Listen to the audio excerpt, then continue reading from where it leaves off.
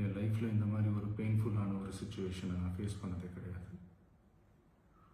மனசு முழுக்க வலி வலி மட்டும்தான். இந்த சுற்றுப்பயணத்தில் என்னென்ன மக்கள் பார்க்க வராங்க, அதுக்கு ஒரே ஒரு காரணம் தான், அவங்க என் மேலே வச்சிருக்கிற அன்பும் பாசம். அந்த அன்புக்கும் பாசத்துக்கும் நான் எப்பவும் கடமைப்பட்டிருக்கிறேன். அதனால தான் இந்த சுற்றுப்பயணத்தில் மற்ற எல்லா விஷயங்களையும் தாண்டி மக்களுடைய சேஃப்டி, அதில் எந்த காம்ப்ரமைஸும் பண்ணிடக்கூடாதுன்றதுக்காக தான் அது என் மனசில் ரொம்ப ஆழமாக இருக்கும் அந்த எண்ணம்.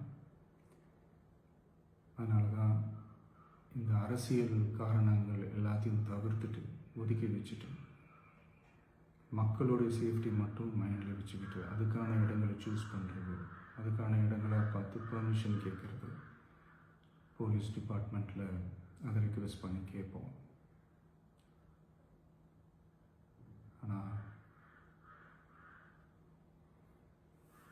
நடக்கக்கூடாதது நடந்துருச்சு. நானும் மனுஷன் தானே.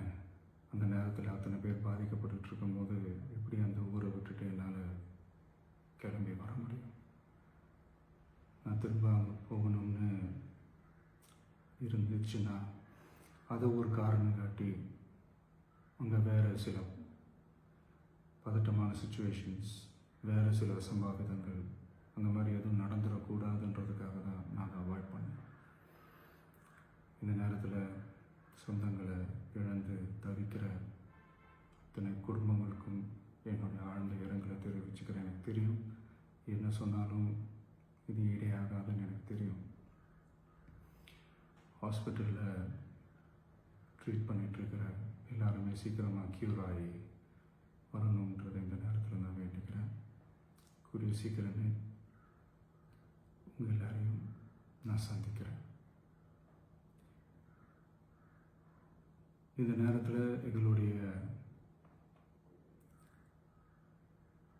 வலிகளை, எங்களுடைய நிலைமையை புரிஞ்சுக்கிட்டு எங்களுக்காக பேசின அரசியல் கட்சிகளை சார்ந்த நண்பர்கள், தலைவர்கள் அனைவருக்கும் என்னுடைய நன்றியை தெரிவிச்சுக்கிறேன். கிட்டத்தட்ட ஒரு 5 மாவட்டத்துக்கு பிரச்சாரத்துக்கு போனோம். இந்த மாதிரி எதுவுமே நடக்கல. ஆனால் கரூரில் மட்டும் ஏன் எப்படி நடக்குது, எப்படி நடக்குது? மக்களுக்கு எல்லா உண்மையும் தெரியும். மக்கள் எல்லாத்தையும் பார்த்துக்கிட்டு இருக்கிறாங்க.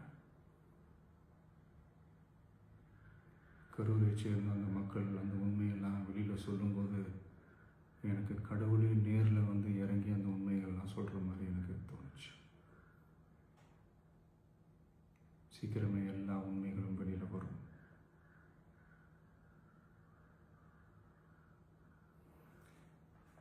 எங்களுக்கு தரப்பட்ட இடத்துல நாங்கள் போய் அந்த ஸ்பாட்டில் நின்று நாங்கள் பேசிட்டு வந்தோம். அதை தாண்டி எந்த தவறும் எங்கள் சைடில் நாங்கள் எதுவும் செய்யலை. பட் இருந்தாலும் எங்கள் கட்சியை சேர்ந்த நிர்வாகிகள், தோழர்கள் மேலே எஃப்ஐஆர், அது மட்டும் இல்லை சோஷியல் மீடியாவை சேர்ந்த நண்பர்கள், தோழர்கள், அவங்க மேலே எஃப்ஐஆர்லாம் போட்டு இப்போ பிடிச்சிட்டு இருக்கிறாங்க.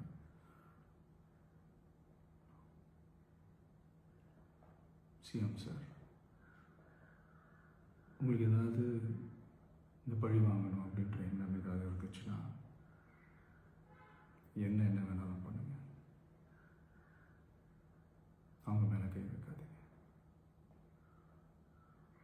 நான் ஒன்று வீட்டில் இருப்பேன், இல்லை நான் ஆஃபீஸில் இருப்பேன். என்ன வேணாலும் செய்யுங்க. நண்பர்களே, தோழர்களே,